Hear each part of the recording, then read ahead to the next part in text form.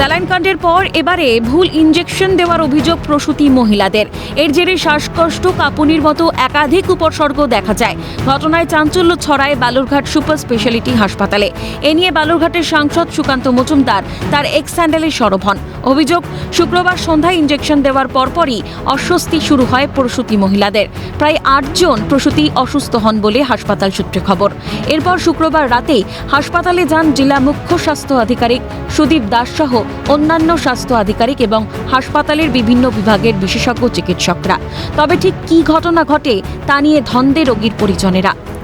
আপনাদের পেশেন্ট এখন কেমন আছে? এখন আমাদের পেশেন্ট নর্মালেই আছে, মানে আমি কথা বলেছি, আস্তে আস্তে কথা বলছে, বললো আমি এখন একটু ভালো আছি। শুধু আমাদের পেশেন্টটাই বেডে দিয়েছে, আর মানে আরও পেশেন্ট যারা আছে তাদের এখনো দেয়নি।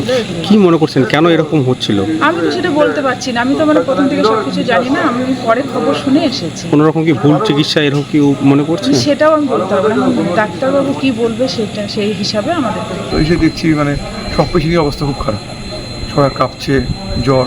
কি হয়েছিল, কেন কাঁপছে কিছু জানতে পারবেন? একটা ইঞ্জেকশন করেছিল, ও রাতে ইনজেকশন করেছিল? একটা ইঞ্জেকশন করেছিল, করার পর তারপরে তো ওরকম অবস্থা হয়ে গেছে প্রচণ্ড। সব ডাক্তাররা তারপর আসলো, ঠিকঠাক করছে, বলছে জ্বর দেখছে এসছে।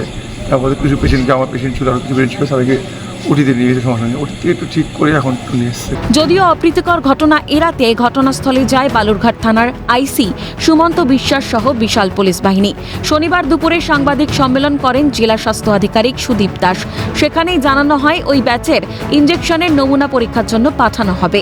পাশাপাশি এই ঘটনায় গঠন করা হয়েছে একটি তদন্ত কমিটিও।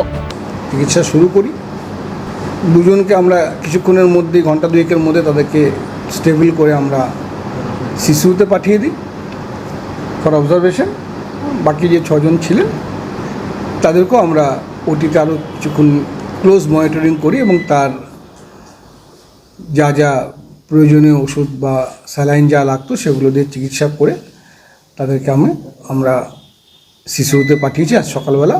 পেশেন্ট সেফটি, ইনজেকশন সেফটি থেকে শুরু করে ইনফেকশন বা যা যা আছে সমস্তটাই আমরা দেখছি।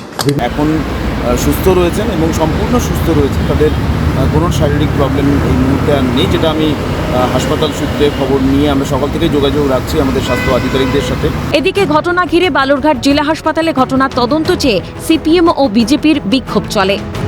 নিশ্চিতভাবে আমরা চাই, পশ্চিমবঙ্গ ডাক্তারবাবুরা বলেছে তদন্ত হলে বেরোবে, কিন্তু তদন্ত কারা করবে?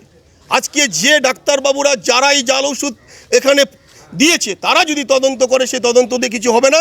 আমরা চাই সেন্ট্রাল এজেন্সি দিয়ে তদন্ত করে এর সত্যতা উদ্ঘাটন করতে হবে। আমরা দাবি করছি যে অবিলম্বে আমাদের যে সমস্ত মহিলারা আজকে ভর্তি আছেন তাদেরকে সর্বোচ্চ ট্রিটমেন্ট দিতে হবে। এই বিষয়ে কোনো অজুহাত আমরা মানব না। এর আগে মেয়াদ উত্তীর্ণ স্যালাইন কাণ্ডের সামনে আসে মেদিনীপুর মেডিকেল কলেজ ও হাসপাতালের নাম। এবারে ভুল ইনজেকশনের অভিযোগে খবরের শিরোনামে বালুরঘাট সুপার স্পেশালিটি হাসপাতাল। সম্ভবত জাল হয়ে থাকতে পারে, এটা তদন্ত দরকার এবং তদন্ত কিন্তু করতে হবে কেন্দ্রীয় এজেন্সি দ্বারা, যাতে তদন্তে সত্য উঠে আসে। দক্ষিণ দিনাজপুর থেকে শঙ্কর রায়, ক্যালকাটা নিউজ।